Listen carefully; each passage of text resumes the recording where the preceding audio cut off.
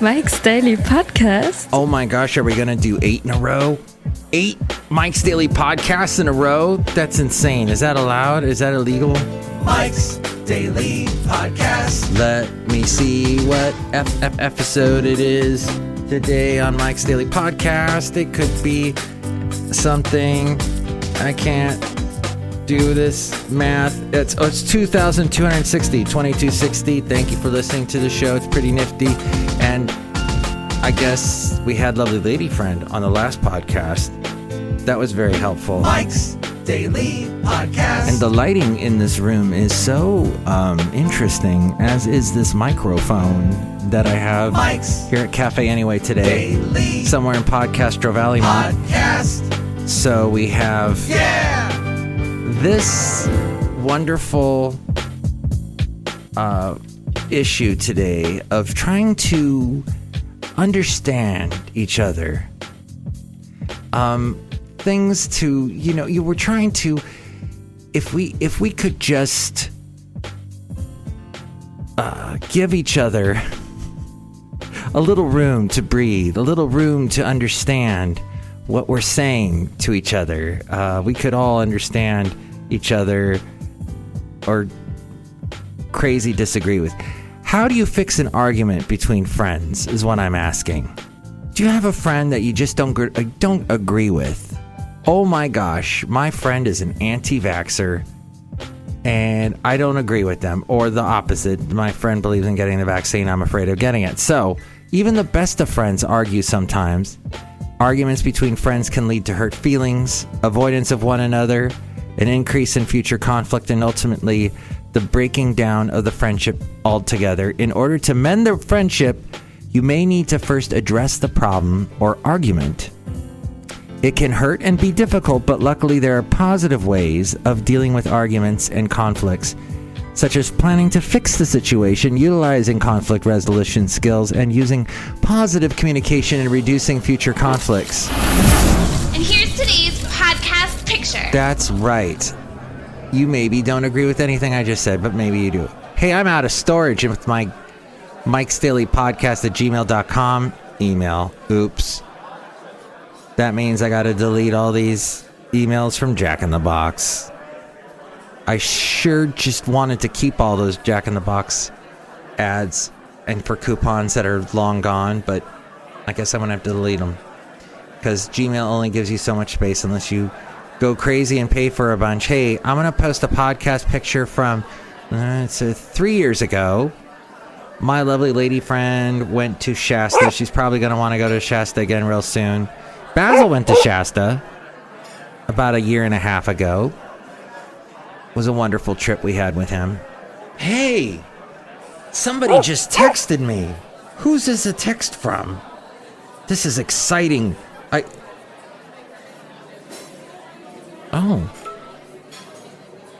Someone is texting me from... Okay. Whoa. We love you, Mike. Oh, that's right. We just had an earthquake. We just had an earthquake. That's right. I felt it just moments ago. At Cafe Anyway. It was kind of it felt like I was going somewhere, like I was on a truck driving somewhere. I'll post a picture of Mount Shasta. How about that? Didn't that used to be a volcano? That'll be perfect. My lovely lady friend took this picture 3 years ago. Whole lot of shaking going on. Okay. So we were discussing yesterday, my lovely lady friend and I, the amazingness of Chris Stapleton and his voice, and Nathaniel Ratecliffe, I think I said his name wrong. So planning to fix the situation, admit what went wrong if you're trying to fix an argument. In order to begin to solve an argument, you first need to understand what happened and develop some hypothesis about why it happened. This is crucial because you cannot solve a problem if you don't know what the problem is. Having a plan is one way to approach the situation with a clear head to reduce more arguments.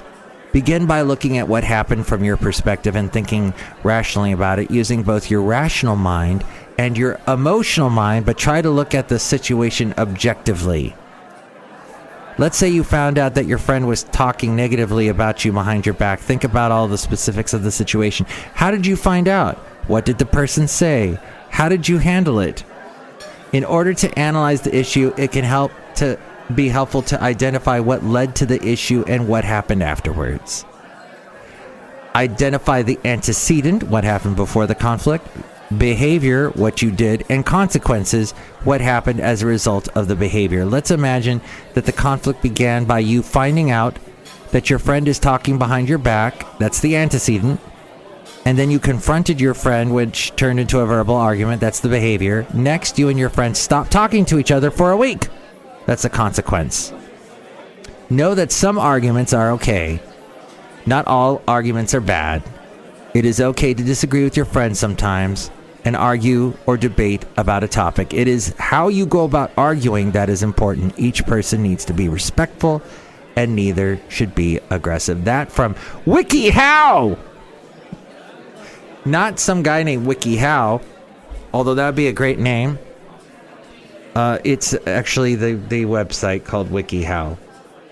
And I don't know what it is exactly. Like, I've never even tried to log on to WikiHow until today, but I did, and this is what I found out. So, fascinating, huh? Yes! WikiHow! WikiHow, how? Chicken around. In California, IA. In Podcastro Valley, Mont. Then, this article also says, when you're trying to fix a situation, you got to commit to change your actions. Try to analyze your own behaviors and thoughts about the situation. Think about the possibility of looking at the situation differently and talking and taking on another perspective. One way of doing things differently is thinking differently. Another way of doing things differently is changing your actions. If you confronted your friend about what you heard, can you identify a better way you could have approached the situation? Plan to express what made you upset. As we go outside a cafe anyway, we're bringing Mike's Daily Podcast somewhere in Podcastro Valley, Mont. Gather some ideas about what hurt your feelings or made the situation more difficult for you. Perhaps your friend called you a bad name and cursed at you, and this made you feel sad and angry. Identify specifically what your friend could have done differently. If your friend cursed at you, perhaps she or he could have lowered her, or them, or they, or what, could have lowered their, they, them, that, everybody, spoken calmly, voice, used words that were not hurtful or aggressive. Set up a place and time to talk.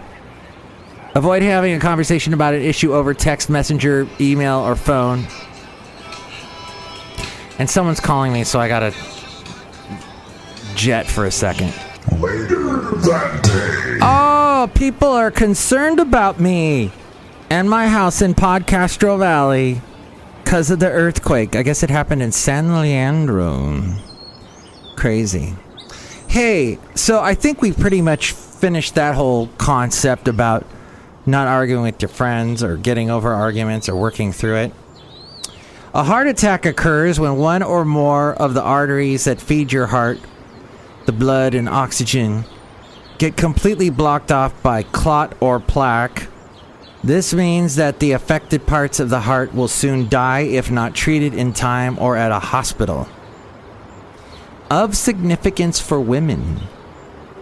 According to the Heart and Stroke 2018 Heart Report, the early signs of a heart attack are missed in 78% of women, and their heart attacks are more fatal.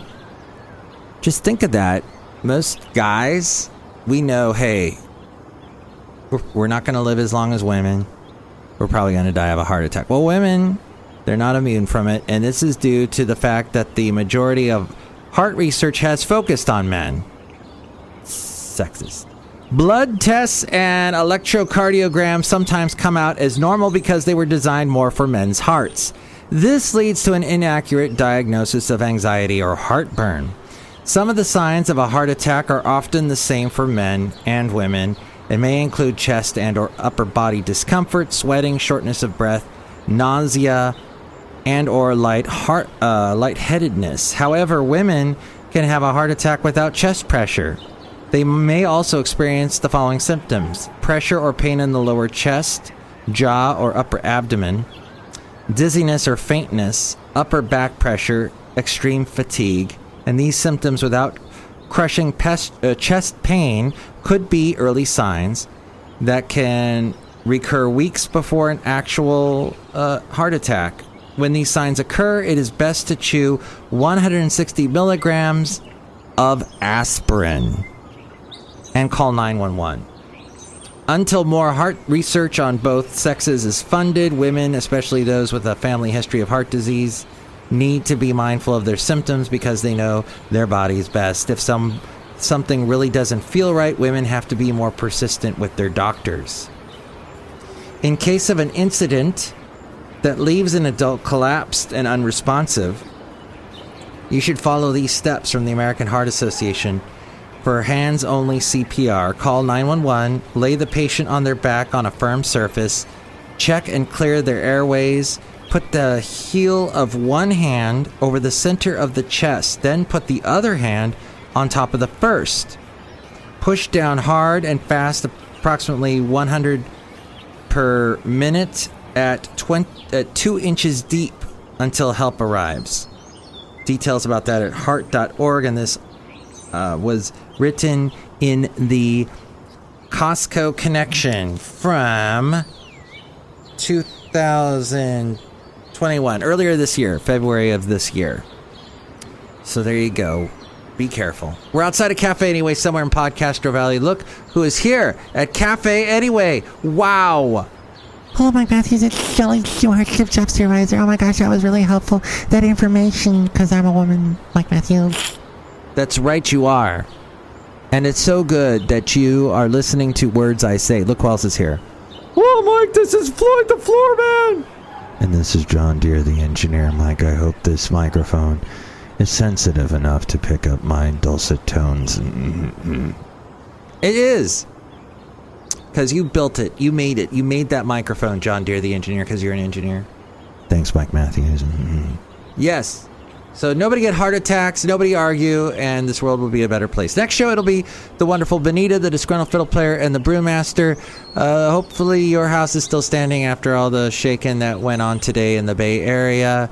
And hopefully you give me a call, 336-MM Daily, 3 plus 3 equals 6. MM is in Mike Matthews, Daily is in what this podcast has been now for 8 days. Can't say it enough. Woo! So happy about that. Yes. So great. And check out the podcast picture at MikesDailyPodcast.com. And that's it. Mike's Daily Podcast is written and produced and performed by Mike Matthews. His podcast is super easy to find. Download or listen to his show and read his blog at MikesDailyPodcast.com. Email Mike now at MikesDailyPodcast@gmail.com. See you tomorrow. Bye!